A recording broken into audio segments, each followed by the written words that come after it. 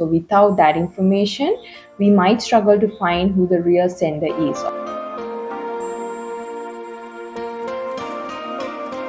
Hi everyone, today's video is an introductory video for email header analysis. So I'll start off with what an email header is. Email headers contain the technical details of an email that includes the tracking information for a particular email. So this will include the details such as the path a message took when it went through various mail servers from its source to its destination. So for instance, when you open an email, you can see the basic information such as the to, from, the mail body, the attachments, and so on. But there's more to it in the background, and those information are included in the email header. Okay, so why do we need an email header? So there are different purposes, and I'll be explaining 3 of them. So the first one is that it gives the information about the sender. So email header gives us the information about the originating address and such as the IP address, the domains, and so on. So without that information, we might struggle to find who the real sender is, or the details of the real sender, or if the email is actually safe to open or not. The next point that I wanted to highlight is that it helps you to identify whether a particular email is phishing or spam. So headers are the source for differentiating the legitimate and the spam emails. So mailbox spam filter analyzes the email header to check for authentication status, sender details, email routes, and so on. The last one is that it helps you to identify the email route. So you can analyze the time and the route that the email took from the sender's mail server to your inbox by using the headers. So when a user sends an email, it travels through several mail transfer agents, or we call them as MTAs, before reaching the intended recipient. That information under the received from section in an email header, which I will be explaining later, will allow us to check all the MTAs that the email has passed through to arrive to its destination. Next, we will be getting a small idea on how the email flows before we actually go into the header, so that it will be easy for you to exactly understand how the header works. So an email flow is a process of sending and receiving an email, and it includes a lot of components working together to ensure that the email reaches its intended destination. So from this explanation that I'm trying to give, try to get a picture in your head on what exactly happens when an email travels from your computer to the recipient's inbox. When you hit the send button on your email client, the email goes through a series of steps before it reaches the recipient's inbox. When you hit the send button, so it will communicate with the outgoing mail server. So next comes the DNS process. So this process involves mapping the recipient's domain to the mail server's IP address. So think of it as finding the right address for your email to reach to its destination. Once the DNS lookup is complete, the outgoing mail server establishes an SMTP connection with the recipient's mail server. So SMTP is a standard protocol that is used for sending emails across the internet. So during this connection, the email is transferred from your outgoing mail server to the recipient's mail server. And it is important to note that during the sending process, your email may pass through multiple mail servers, especially if you're sending an email to a recipient with a different email provider. Next comes the receiving part. So first check performed by the recipient's mail server is the verification of the sender's identity, and this process involves checking the email's headers and comparing them to the sender's domain.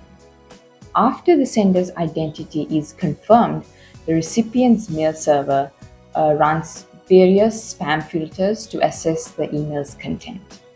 If the email successfully passes all the checks, it is then delivered to the intended recipient's email client for it to be viewed.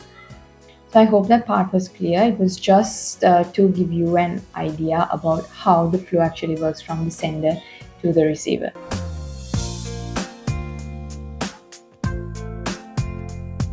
Email headers format is read in fields.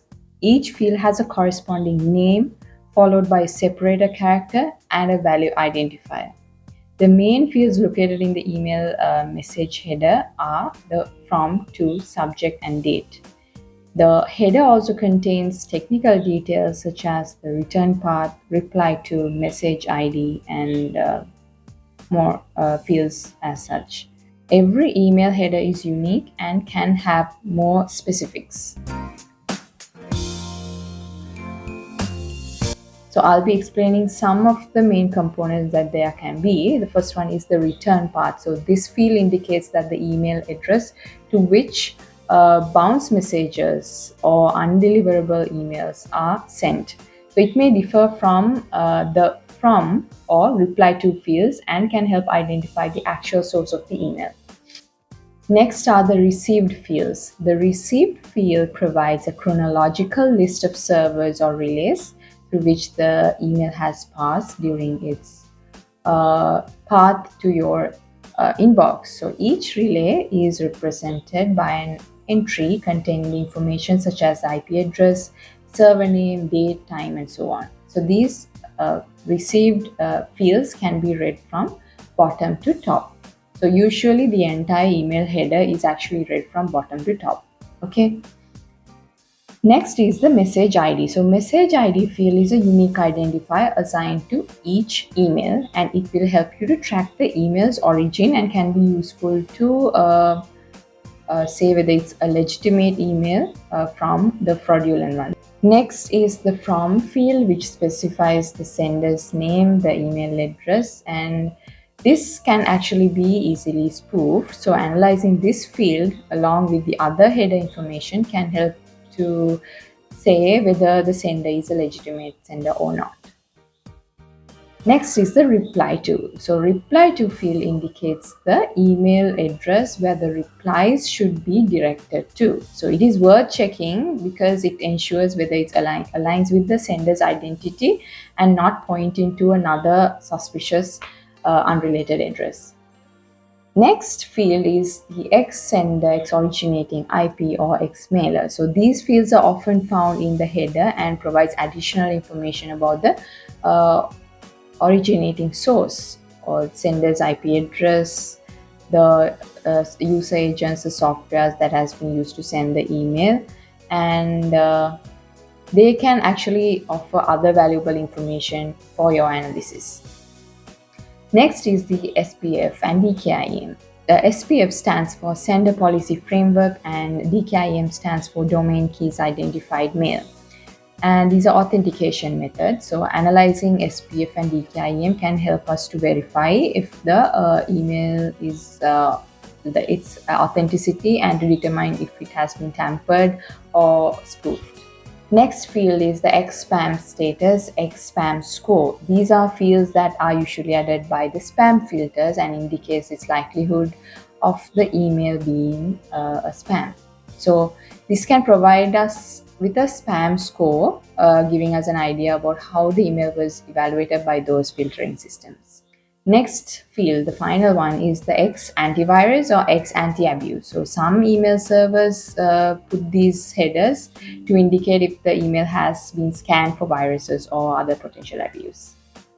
So this gives you an idea about the main fields that we can analyze in an email when we are analyzing the header.